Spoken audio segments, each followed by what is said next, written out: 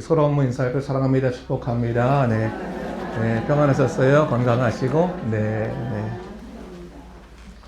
날씨가 좀 추워졌어요. 그렇죠? 네. 아침에 네, 좀 추워서 이렇게 뭐 좀 돌렸는데 그래도 춥네. 네. 다음 주일이 성령 강림 주일입니다. 그래서 저는 오늘부터 좀 우리 인생에 있어서 이 성령의 임재와 능력이 얼마나 중요한 일인가를 좀 살펴봤으면 좋겠습니다. 오늘은 우선적으로 성령의 전으로서의 우리 몸에 관해서 좀 말씀을 드렸으면 좋겠습니다. 자, 오늘 본문 19절의 말씀을 보게 되니까 사도 바울이 고린도 교회를 향해서 너희 몸은 하나님께로부터 받은 성령의 전이다, 이렇게 이야기하는 것을 우리가 보게 됩니다. 우리는 보통 영이신 하나님께서 내 안에 임재하신다고 한다면 당연히 그 처소는 우리의 마음이 될 것이라고 그렇게 생각을 합니다. 그런데 오늘 본문을 보게 되면 사도 바울이 그것을 마음이라고 말하지 않고 뭐라고 말합니까? 몸이다 라고 말하는 것을 우리가 보게 됩니다. 사도 바울이 사실 이렇게 말한 것은 당시 고린도 교회가 처한 그 사회적인 문화나 철학적 배경과 무관하지 않았습니다. 고린도 전후서의 배경이 된 이 고린도 이 도시는요, 고대 사회에 있어서 아주 중요한 항구 도시 역할을 했어요. 당시에 무역이 아주 발달했던 그러한 상업 도시였습니다. 그러다 보니까 이 지리적인 이점들 때문에 각종 이 문화와 사상들이 교차하는 다양한 분위기, 자유로운 분위기가 형성됐는데, 그러다 보니까 역으로 사람들이 이 도덕적인 타락에 빠지게 되는 겁니다. 그리고 이 성적인 혼란도 아주 만만치 않았습니다. 근데 문제는 이런 타락한 도시의 문화들이 어디로 흘러들어오냐면 이 복음으로 세워진 교회까지 흘러들어와서 교인들이 영적으로 이게 혼란케 되는 일이 발생하게 됐다고 하는 것이죠. 당시 고린도 교회는요, 헬라 철학적인 영향으로 소위 영지주의적 이혼론 사상이 파고들었는데, 영지주의는 그 영혼은 선하고 거룩한 것이지만 우리 몸은 악하고 저급하다고 하는 이혼론적인 세계관을 가지고 있었습니다. 그러다 보니까 이런 이 사상은 고린도 교인들에게 두 가지 아주 극단적인 삶의 태도를 가져왔습니다. 그 첫 번째가 어떠한 육체적인 타락이나 방종에도 불구하고 내 영혼에는 아무런 문제가 없다, 내 영혼에는 아무런 영향을 미치지 않는다라고 하는 쾌락주의 사상이 일어나기 시작했어요. 그러니까 오늘 본문 12절에 보듯이 이 교인들이 나는 이미 구원받았으니 내가 하는 모든 일이, 모든 것이 다 가하다라고 말하는 사람들이 생겨나기 시작했다라고 하는 것입니다. 사실 오늘날 이런 영지주의적 사고를 갖고 있는 이단 교회들이 실제로 있죠. 대표적인 것이 어느 교단입니까? 이 구원파. 구원파가 그렇지 않습니까? 그렇죠? 한 번 죄사함을 입어서 구원을 받으면 나는 어떤 죄를 지어도 결코 구원이 취소되지 않는다라고 주장하면서 오히려 회개나 성화의 삶을 방해하는 일들이 생겨나게 되는 것을 보게 됩니다. 물론 구원이라고 하는 것은요, 인간의 공로나 또 선행에 의거한 것도 아니고 또 인간의 연약함이나 실수로 인해서 바로 취소되지도 않습니다. 구원은 오직 예수 그리스도의 은혜로 우리에게 주어지는 겁니다. 할렐루야. 네, 그렇지만 그럼에도 불구하고 이런 은혜의 사상을 악용해서 나는 어떠한 죄를 지어도 결코 문제가 없다고 하는 식으로 신앙생활을 자기 욕망대로 끌고 가는 것은 결국은 하나님의 은혜를 모독하고 스스로 죄에 대한 면죄부를 주는 사악한 행동이 아닐 수 없다라고 하는 것을 우리가 잊지 말아야 되는 것이죠. 그래서 사도 바울이 이러한 생각을 가지고 있는 사람들을 깨우치기 위해서 오늘 본문 19절에 뭐라고 말한 것입니까? 모든 것이 내게 가나 다 유익한 것은 아니다 라고 아주 분명히 얘기하고 있는 것이죠. 한마디로 자유를 빙자하여 방종을 일삼고 심지어 교회를 다니면서까지 부도덕한 행위를 일삼는 사람들을 보면서 결코 그런 삶은 하나님께서 기뻐하는 삶이 아니다 라고 하는 것을 아주 분명하게 이야기해 준 것입니다. 자, 그리고 두 번째로 앞에서 말한 쾌락주의와는 아예 반대로 극단적인 금욕주의를 추구하는 사람들이 있었습니다. 그들은 육신의 덫에 걸리지 않으려고 아주 극단적인 금욕주의를 추구했는데, 그러다 보니까 사람들과 정상적인 인간관계를 맺지 못하는 거예요. 항상 자기는 고결하다, 정결하다. 그러다 보니까 이 사람들이 어떤 위치에 처하냐면 다른 사람들 정죄하는 위치에 처합니다. 저 사람은 뭐가 잘못되고 저 사람은 뭐가 잘못되고 계속 정죄를 한다는 것이죠. 그리고 혹여나 자기가 혹시 그런 육체의 덫에 걸린 것 같으면 자기를 너무 괴롭히는 거예요. 괴롭히고 나는 끝났다. 나는 이제 구원받지 못한다. 계속 자기를 괴롭히는 그 더 나아가서 그리스도의 은혜 자체를 거부하는 현상까지 일어나게 됐다라고 하는 것이죠. 그리고 이러한 이 두 가지 극단적인 태도들이 당시 고린도 교인들의 건강한 신앙생활을 방해했다라고 하는 것입니다. 자, 그런데 여러분 이런 이 두 가지 극단적인 신앙의 모습들은 사실은 사람의 몸에 관한 잘못된 이해에서부터 비롯된 것이죠. 그래서 사도 바울이 이 몸에 관한 바른 신학적 이해를 제시했는데 단순히 도덕적인 기준을 넘어서서 우리 몸에 대한 성경적인 의미와 가치를 재정립했던 것입니다. 우리는 이것을 뭐라고 말하냐면 바울의 몸신학이라고 해요. 몸신학. 이게 되게 중요한 거예요.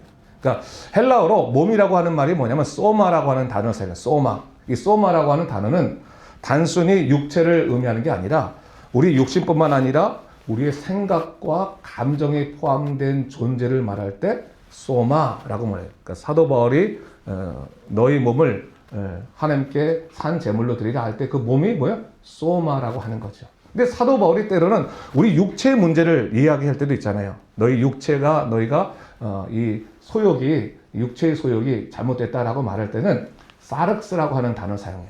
두 개 다르게 사용해요. 그러니까 사륵스라고 하는 이 육체는 죄된 몸을 의미하는 거예요. 그러니까 죄를 벗어날 수 없는 몸을 얘기할 때 사륵스라는 단어를 사용하고 오늘 본문에서는 뭐예요? 소마라고 하는 그러한 하나님이 창조하신 원래 하나님께서 의도하신 창조의 그릇을 의미할 때의 몸이 바로 이 소마라고 하는 이 몸이라고 하는 뜻이죠. 사도 바울이 당시 어떠한 죄를 지어도 나는 구원받는다라고 말하며 온갖 방종한 삶을 살았던 고린도 교인들에게 오늘 본문 13절에서 이렇게 말을 합니다. 보세요, 여러분. 음식은 배를 위해 있고 배는 음식을 위하여 있으나 하나님은 이것저것을 다 폐하시리라.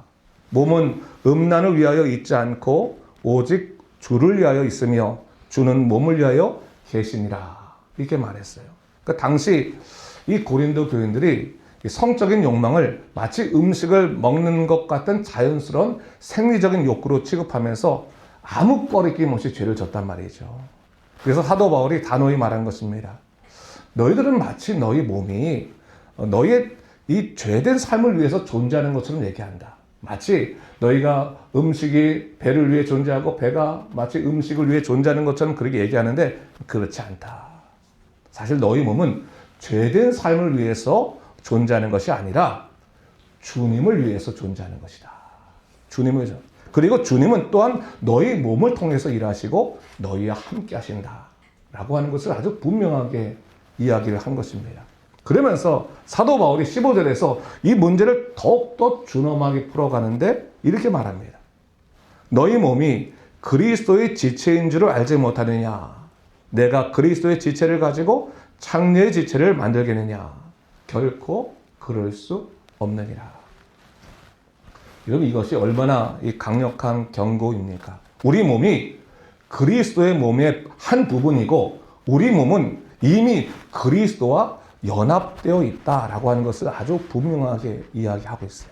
그래서 사도 바울은 우리 몸을 가지고 죄를 짓는 것은 마치 우리를 위해서 죽으신 예수 그리스도를 더럽히는 것 같은 그런 잘못된 행위다라고 하는 것을 아주 분명하게 말하는 것이죠. 그러면서 경고하기를 너희 몸은 단순히 네 소유가 아니다. 그리스도의 소유임을 잊지 말아라. 라고 하는 것을 우리에게 이야기해 준 것입니다. 여러분 우리는요. 때때로 몸을 마치 내 것인 양 마음대로 사용해요. 우리 몸은 주님과 연합되어 있기 때문에 여러분 분명히 기억할 것이 뭐냐면 주님은 내 눈을 통해서 내가 보는 것을 보고 계시고 내 입술을 통해서 나오는 이야기를 내 귀를 통해서 듣고 계시고 내 몸을 통해서 내가 가는 모든 곳에 동행하신다는 것을 우리가 잊지 말아야 되는 거예요. 그러면 그게 우리가 가져야 될 이 몸에 관한 아주 중요한 인식이라고 하는 거죠. 내가 말할 때 주님이 내 귀를 통해 듣고 계시는 거라고. 그렇지 않습니까? 사도 바울은 당시 음행을 포함해서 온갖 죄된 행동을 거리낌 없이 행하는 고린도 교인들을 보면서 네가 지금 그리스도의 몸을 가지고 있음을 안다면 네가 함부로 살 수 없는 거다. 그렇게 경고하고 있는 것이죠. 그러면서 뭐예요? 그리스도의 몸으로서의 정체성을 가져라.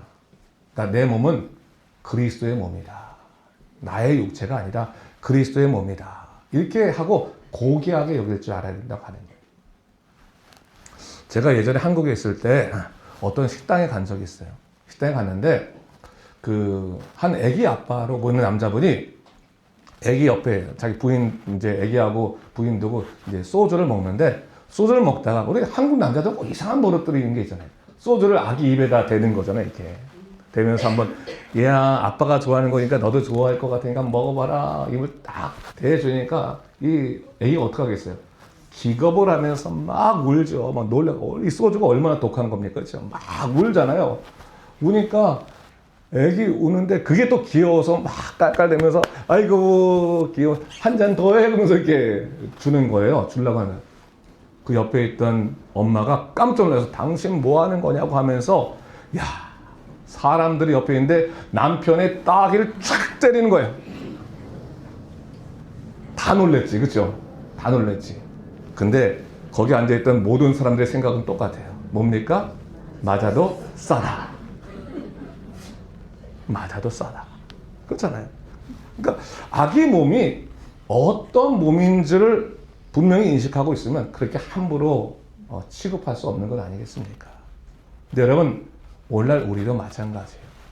혹시나 내 것도 아닌 이 내 몸을 내 것이라고 하면서 혹시 마음대로 그냥 사용하고 있지 않은지, 내 것도 아닌 내 시간이라고 말하는 그것을 내 욕망을 위해서 우리가 사용하고 있지 않는지, 그저 남에게 피해만 주지 않으면 된다는 식으로 주님께서 내게 맡긴 인생을 내가 함부로 취급하지 않는지 분명히 우리가 알아야 되는 거예요. 그러니까 우리는 주님 앞에 갔을 때 우리 인생을 낭비한 것에 대해서, 우리 인생을 함부로 사용한 것에 대해서도 분명히 이야기를 들을 수밖에 없어요. 아주 깊이 생각해야 되는 거예요. 그러니까 하나님께서 우리에게 요구하시는 것이 뭡니까? 좀 더 적극적으로 당신을 위해서 살아가라고 말씀하시고 우리 몸을 좀 더 고귀한 일에 사용하라고 그렇게 말씀하시는데, 그래서 사도 바울이 오늘 본문 19절과 20절에 이렇게 이야기를 하고 있는 겁니다. 제가 또 읽어보겠습니다. 너희 몸은 너희가 하나님께로부터 받은 바 너희 가운데 계신 성령의 전임을 알지 못하느냐. 너희는 너희 자신의 것이 아니라 값으로 산 것이 되었으니 그런즉 너희 몸으로 하나님께 영광을 돌리라. 할렐루야. 네, 사도 바울은 당시 고린도 교인들이 죄를 짓는 핑계로 사용했던 몸에 대한 이런 왜곡된 생각을 아주 불식시키면서 우리 몸은 악한 것이 아니라 성령이 거하시는 전이다 라고 하는 것을 아주 분명히 얘기하는 거예요. 구약시대에는 눈에 보이는 성전만이, 건물로서의 성전만이 하나님의 임재의 장소였을지 모르지만 이제 신약시대에 와서는 예수 그리스도를 믿는 모든 믿는 자들의 몸이 성령의 임재의 거룩한 처소가 되었다라고 하는 것을 분명히 얘기하고 있는 것이죠. 여러분 이것은 그리스도인으로서 엄청난 특권이자 동시에 막중한 책임을 의미하는 말이에요. 분명히 사도 바울이 말하지 않았습니까? 우리 몸은 예수 그리스도의 핏값으로 사신 바가 됐다. 이 말이 내 몸의 소유는 내가 있지 않다는 거예요. 나는 소유권을 갖고 있는 것이 아니에요. 그렇죠? 주님이 내 소유자, 내 인생에 대한 소유자라고 하는 것을 분명히 얘기하고 있는 것이죠. 그렇죠, 여러분. 우리 몸은 주님의 것이고 성령이 거하는 전입니다. 할렐루야. 네, 그것을 우리가 알아야 돼요. 그렇다면 우리 몸이 성령의 전이라고 하는 것은 어떤 의미가 있는가? 첫 번째 생각할 수 있는 건 뭐냐면 우리 몸은 더 이상 죄에 대해서 자유롭지 않게 되었다고 하는 것을 선언하는 것입니다. 사도 바울은 고린도 교인을 향해서 너희들은 모든 것이 가하다고 주장하지만 그렇지 않다. 너희들이 말한 것처럼 모든 것이 다 유익한 것이 아니다. 이렇게 말을 하면서 그리스도께서 우리에게 자유를 주신 것은 어떤 행동도 할 수 있다고 하는 방종한 삶을 주신 것이 아니라 우리가 그리스도 안에서 죄에 대해서 해방되었음을 선포하는 것이다. 그러므로 우리 몸은 마땅히 내 생각이나 감정이 아니라 철저히 성령으로 다스려져야 된다라고 하는 것을 분명히 이야기한 것입니다. 그렇다면 여러분, 우리 안에 우리 몸에 대한 진지한 질문들이 있고 고민이 있어야 되는 거예요. 그러니까 내 몸이 정말로 성령이 거하시는 전이라면 내가 어떻게 내 자신의 만족을 위해서 죄악된 자리까지 성령을 모시고 갈 수 있겠습니까? 그렇잖아요. 성령이 좋아하지 않는 것을. 우리가 어디 가더라도 아이들 데려가면 뭐 18세 이하의 아이들은 못 들어가는 곳도 있잖아요. 그렇죠? 성령이 들어가기 싫은 곳이 있어요. 성에 가기 싫어하시는 곳이 있는데 거기를 그냥 우리가 예수의 사람이라고 말하면서 성령에 전이면서 성령 모시고 정말 성령이 싫어하시는 자리까지 그냥 들어가는 거예요. 들어가는 거예요. 그건 잘못된 것이죠. 잘못된 것이죠. 여러분, 우리는요, 내 몸에 대한 사용권을 갖고 있어요. 주님이 우리를 사신 다음에 우리에게 잘 사용해라 사용권을 주셨어요. 그러나 소유권은 없어요. 그걸 분명히 이해해야 돼요. 그러니까 우리가 뭔가 사용할 때 소유권이 있는 분에게 허락받아야 되지 않겠습니까? 내가 좀 이렇게 좀 사용하려고 하는데 되겠습니까? 라고 말하지 않겠습니까? 그렇잖아요. 근데 죄라고 하는 것은 결국 우리로 하여금 하나님의 소유권을 거부하게 하는 것이라고 하는 것이죠. 창세기 3장을 보게 되면 아담과 하가 죄를 짓고 나서 행한 첫 번째 행동이 뭐였습니까? 다름 아닌 하나님을 향해서 숨는 것이었어요. 숨는 것. 그렇잖아요. 그러니까 죄는 성령을 근심하게 만들 뿐만 아니라 하나님을 향해서 우리를 숨게 만드는 거예요. 그러므로 죄에게 우리 몸을 내어주는 것은 성령의 전을 더럽히는 것과 동시에 뭡니까? 우리를 주님으로부터 멀어지게 하는 것, 또 숨게 하는 것이라고 하는 것을 잊지 말아야 되는 것이죠. 그래서 여러분, 성령님께서 내 안에 임재하시는 목적은 우리를 죄로부터 보호하시고 매사에 우리를 도우시기 위해서입니다. 그렇기 때문에 이제부터 성령님께 내 자신을 드리되 내 마음만 드리는 게 아니라 내 온몸을 주님께 드려야 돼요. 온몸을. 여러분 기억하셔야 돼요. 성령님은 우리의 일부분만 원하지 않으세요. 우리 보통 그러잖아요. 내가 드립니다. 근데 하나님 이건 좀 드리기 어려워요. 성령님은 우리의 일부분만 원하지 않으세요. 우리의 전부를 원하세요. 왜 그렇습니까? 전부를 받으셔야지만 전체를 책임질 수 있게 됩니다. 다 주님께 내어드리면 네가 나한테 모든 것을 맡겼으니 내가 너를 전적으로 책임지겠다라고 하는 거예요. 그러니까 전부를 내어드리면 우리의 삶 전체를 책임져 주신다는 것을 믿으시기 바랍니다. 두 번째로 내 몸이 성령의 전이라고 하는 것은 내 몸 자체가 하나님께 영광을 돌리는 도구가 되었음을 선포하는 것입니다. 앞에서 말씀드렸듯이 사도 바울이 20절에서 그런즉 너희 몸으로 하나님께 영광을 돌리라 그렇게 이야기했어요. 그러니까 내 몸이 하나님의 성령의 전이라면 뭐예요? 내 몸은 마땅히 하나님을 찬양하고 내 몸을 통해서 이웃을 사랑하는 삶을 살아가야 하는 것입니다. 어떤 목사님이 우리 몸을 이렇게 비유했어요. 우리가 값비싼 보석을 담는 상자를 함부로 다루지 않듯이 성령이라는 가장 고귀한 보석을 담고 있는 우리 몸을 함부로 다뤄서는 안 된다라는 얘기를 했잖아요. 그렇죠, 여러분. 우리 몸은 성령이 들어있는 하나님의 걸작품이다라고 하는 것을 잊지 말아야 되는 것이고, 그리고 그 보석은 뭐예요? 분명한 쓰임새가 있는 것이다. 쓰임새가 있는 것이다. 그러니까 성령이 내 안에 계시면 성령은 아주 귀한 일에 사용되시는 분이시기 때문에 우리가 성령의 도우심을 분명히 받을 수 있다는 것을 잊지 말아야 되는 것이죠. 그러면 성령이 임재하시면 우리의 전인격에 다 영향을 주는 거예요. 그러니까 우리 안에 성령의 계심으로 말미암아 우리가 고귀해지는 거죠. 그래서 우리의 생각이나 말이나 행동이나 관계나 더 나아가 직업이나 여가 생활까지도 성령님께서 다스리기 시작하면서 우리의 삶이 고귀하게 바뀌어지게 되는 것이고, 그것을 위해서 뭡니까? 우리는 우리의 인생에 대한 주권을 내려놓고 하나님께 우리의 주권을 내어드리는 것, 드리는 것이 중요하다라고 하는 것입니다. 그렇게 하면 성령님께서요, 내 안에 거하시면서 나로 하여금 죄를 미워하게 하시고 의를 사랑하게 하시며 내 마음을 날마다 새롭게 하면서 내가 그리스도를 닮아가도록 우리를 바꾸어 가시더라 라고 하는 것입니다. 그래서 사도 바울도 갈라디아서 5장 16절에서 이렇게 말했어요. 너희는 성령을 따라 행하라. 그리하면 육체의 욕심을 이루지 아니하니라. 여러분, 죄를 짓지 않으려고 노력한다고 해서 죄를 안 짓는 것이 아니에요. 어떻게 해요? 성령을 따라 행하는 거예요. 성령을 따라 행하는 거예요. 자연스럽게 죄가 극복되기 시작한다라고 하는 것을 얘기하는 것이죠. 이것은 단순히 도덕적인 노력을 넘어서서 성령의 인도하심을 따라 순종하며 살아가면 나는 바뀌어지게 된다라고 하는 것을 얘기하는 것입니다.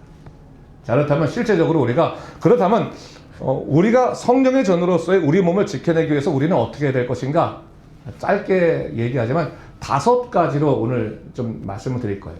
짧게 얘기합니다. 첫 번째, 여러분이 성령의 전으로 서기에 적합하지 않은 것이 있다면 그것을 버리도록 여러분의 입술로 선포하십시오. 첫 번째, 선포하는 거예요. 선포하는 거예요. 하나님 앞에서 선포하는 거죠. 사람 앞에서 선포하는 거예요. 난 더 이상 이렇게 살지 않겠습니다. 선포하는 거예요. 이 선포가 되게 중요해요. 선포. 왜냐하면 여러분, 신도들의 입술에는 권세가 있습니다. 여러분 믿으세요? 아멘. 크게 한번 믿으세요, 여러분? 아멘. 여러분, 입술에는 권세가 있어요. 특별히 예수 믿는 사람들의 입술에는 권세가 있는 거예요. 선포하면 성령께서 도우시는 거예요. 죄가 여러분들을 점령하도록 놔두지 마시고 나사렛 예수 이름으로 선포하는 거예요. 혹시 마음이 흔들릴 때, 내 마음에 아주 지독한 절망에 빠지거나 분노에 빠질 때 그냥 놔두지 말고 선포해야 되는 거예요. 내 삶에 잘못된 것이 있을 때 선포해야 되는 거예요. 끊어지길 바랍니다. 끊어질지어다 선포하는 것이죠. 한 번 안 되면 계속 하는 거예요. 언제까지? 될 때까지 하는 거예요. 포기하지 말고 선포하는 겁니다. 선포. 성취할 때까지 선포하면 성령께서 도우시는 거예요. 왜? 내가 선포하는 것을 누가 들으세요? 내 귀를 통해 성령님이 들으시기 때문에 그래요. 네가 정말 변하고 싶어 하는구나. 네가 정말로 이기고 싶어 하는구나. 내가 말로 선포할 때 성령께서 그걸 들으시고 나의 연약함을 또 도우시더라라고 하는 것이죠. 제가 아는 어떤 장로님이 처음에 장로 선임이 될 때 담배를 못 끊어가지고 장로를 선임하는 것을 포기할 생각을 한 거예요. 이 담배도 못 끊는데 내가 어떻게 장로가 될 수 있을까?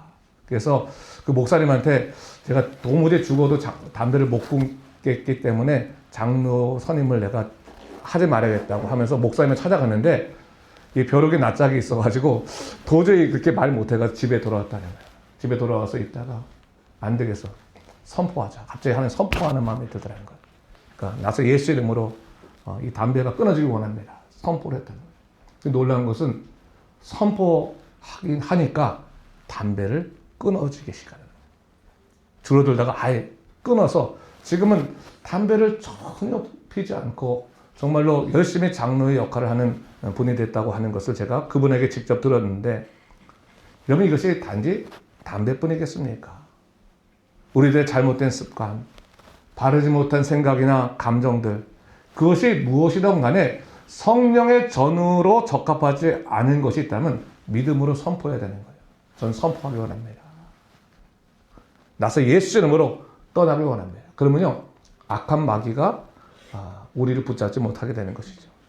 여러분 우리가 성령이 계셔야 될 마땅한 자리를 이런 악한 것들에게 양보해서는 안 되는 거예요. 성령이 계실 자리잖아요.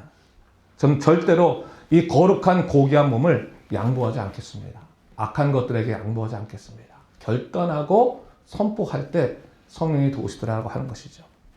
자, 두 번째로 여러분이 성령님과 온전히 소통할 수 있도록 말씀과 기도를 통해서 영적 소통의 통로를 확보해야 되는 것입니다.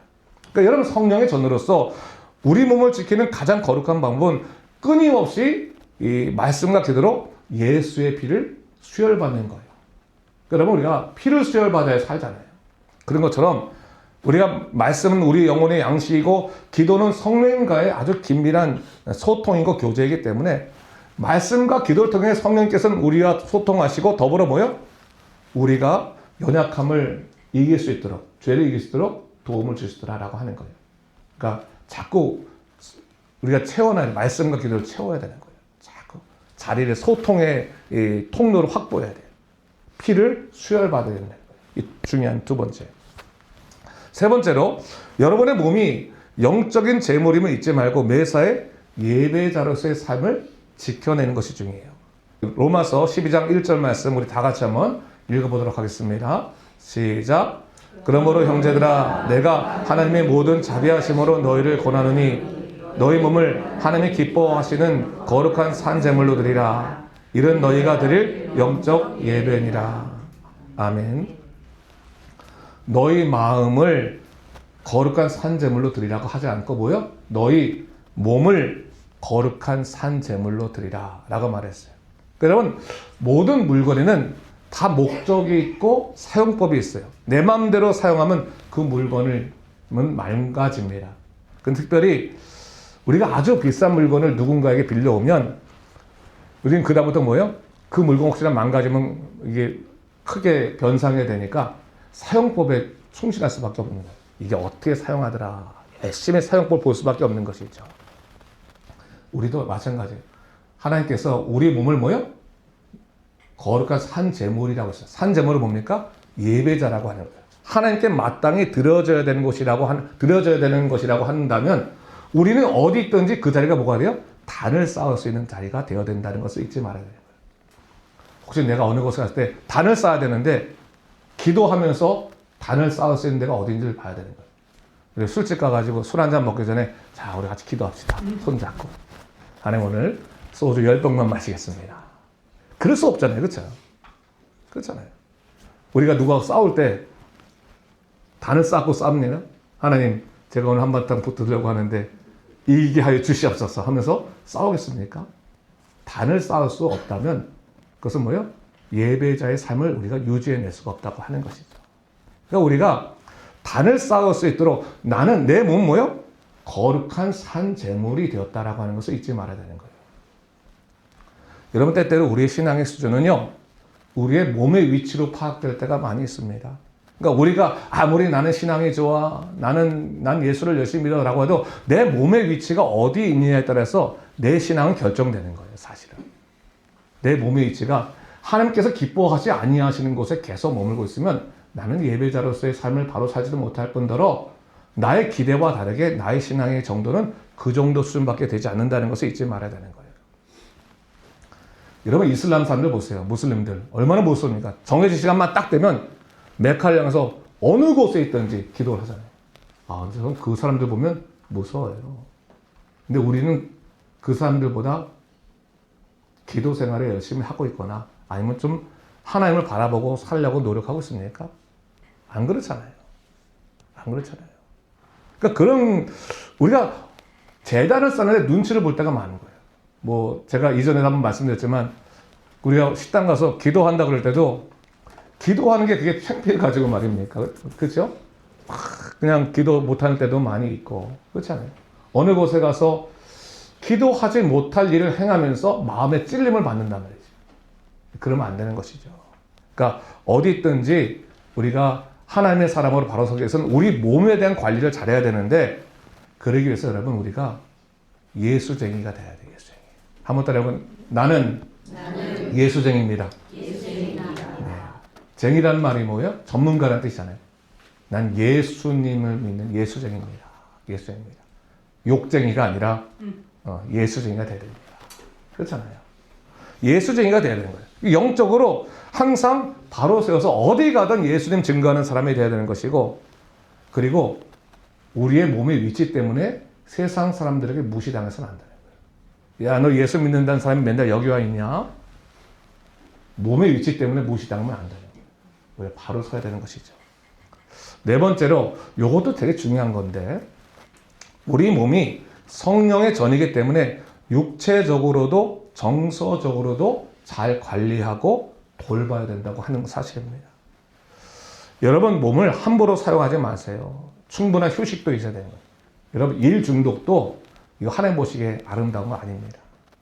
항상 딱 일하고 나서 어느 정도 멈추고 자기 몸을 잘 돌봐야 되는 것이고, 그렇죠? 건강도 유지해야 되는 것이고, 마음 관리도 잘해야 되는 거예요.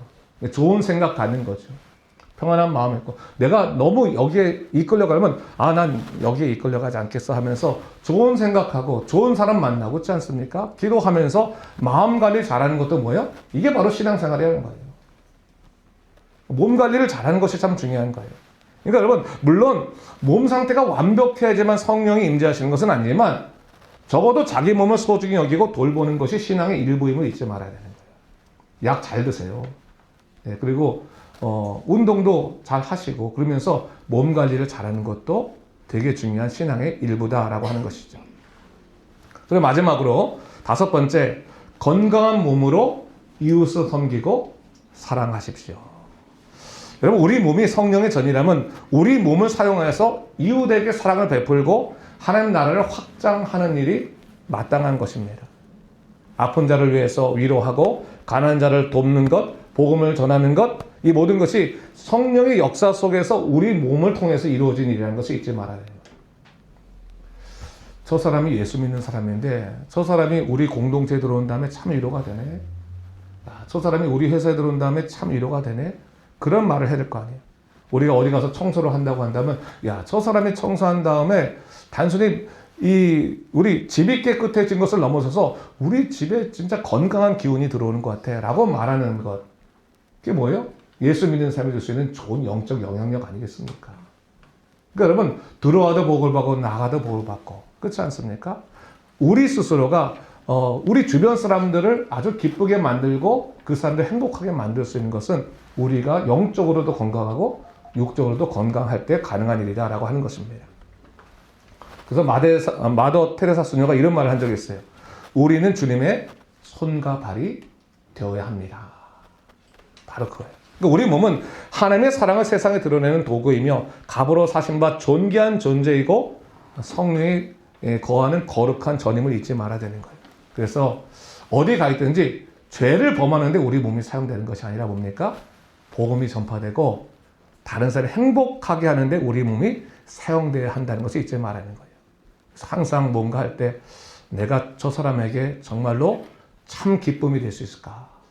정말 내가 하나님이 기뻐하시는 삶을 살아가는 일에 내가 통로가 될 수 있을까 생각해야 되는 것이죠. 그래서 여러분, 오늘 본문에 사도 바울이 말한 것을 다시 한번 기억하세요. 너희는 너희 자신의 것이 아니라 값으로 산 것이 되었으니 그런즉 너희 몸으로 하나님께 영광을 돌리라. 그렇습니다.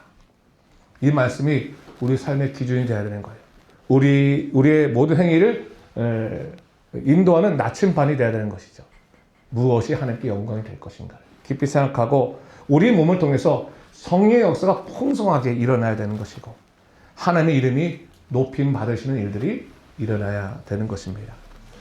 사랑하는 성도 여러분, 오늘 말씀을 생각하면서 몸에 관한 여러분 생각을 아주 깊이 생각하세요. 자꾸 마음만 얘기하지 마시고 우리 몸이 정말로 하나님 기뻐하시는 인생이 되어야 된다 생각하고 항상 주님께 큰 기쁨과 감동을 드리는 우리 모두가 되시기를 주님의 이름으로 축원합니다.